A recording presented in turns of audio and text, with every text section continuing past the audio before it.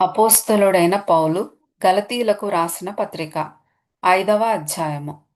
ఈ స్వాతంత్ర్యము అనుగ్రహించి క్రీస్తు మనలను స్వతంత్రులనుగా చేసియున్నాడు. కాబట్టి మీరు స్థిరముగా నిలిచి మరల దాస్యమును కాడి క్రింద చిక్కుకొనకుడి. చూడుడి, మీరు సున్నతి పొందిన ఎడల క్రీస్తు వలన మీకు ప్రయోజనమేమియూ కలగదని పౌలను నేను మీతో చెప్పుచున్నాను.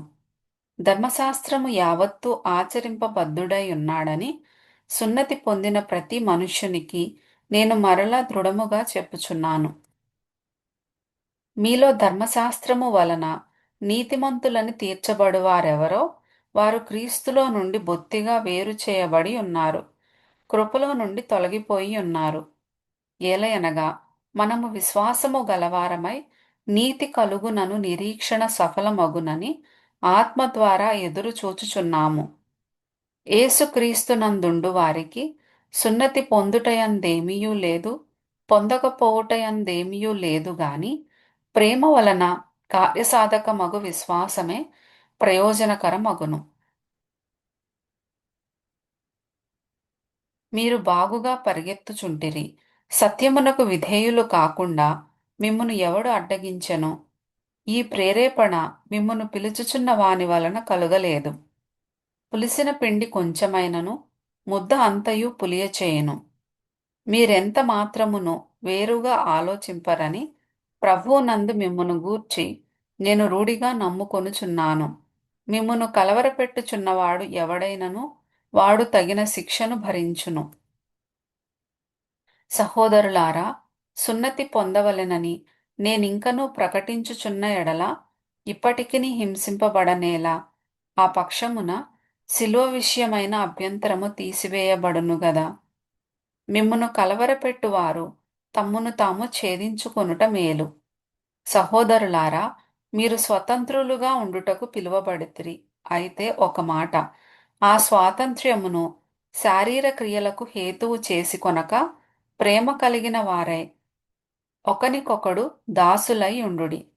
ధర్మశాస్త్రమంతయు నిన్ను వలె నీ పొరుగువానిని ప్రేమించుము అను ఒక్క మాటలో సంపూర్ణమై ఉన్నది. అయితే మీరు ఒకనినొకడు కరచుకొని భక్షించిన ఎడల మీరు ఒకని వలన ఒకడు బొత్తిగా నశించిపోదురేమో చూచుకొనుడి. నేను చెప్పునదేమనగా ఆత్మానుసారముగా నడుచుకొనుడి, అప్పుడు మీరు శరీరేచ్ఛను నెరవేర్చరు. శరీరము ఆత్మకును ఆత్మ శరీరమునకును విరోధముగా అపేక్షించును. ఇవి ఒకదానికొకటి వ్యతిరేకముగా ఉన్నవి గనుక మీరేవి చేయ నిశ్చయింతురో వాటిని చేయకుందురు. మీరు ఆత్మచేత నడిపింపబడిన ఎడల ధర్మశాస్త్రమునకు లోనైన వారు కారు. శరీర కార్యములు స్పష్టమై ఉన్నవి.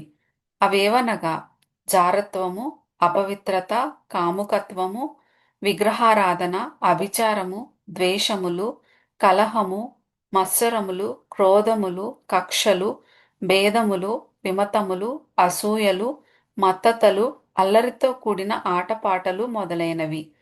వీటిని గూర్చి నేను మునుపు చెప్పిన ప్రకారము ఇట్టి వాటిని చేయువారు దేవుని రాజ్యమును స్వతంత్రించుకొనరని మీతో స్పష్టముగా చెప్పుచున్నాను. అయితే ఆత్మఫలమేమనగా ప్రేమ, సంతోషము, సమాధానము, దీర్ఘశాంతము, దయాళుత్వము, మంచితనము, విశ్వాసము, సాత్వికము, ఆశా నిగ్రహము. ఇట్టి వాటికి విరోధమైన నియమమేదియూ లేదు. క్రీస్తు యేసు సంబంధులు శరీరమును దాని ఇచ్ఛలతోనూ దురాశలతోనూ సిలువ వేసి ఉన్నారు.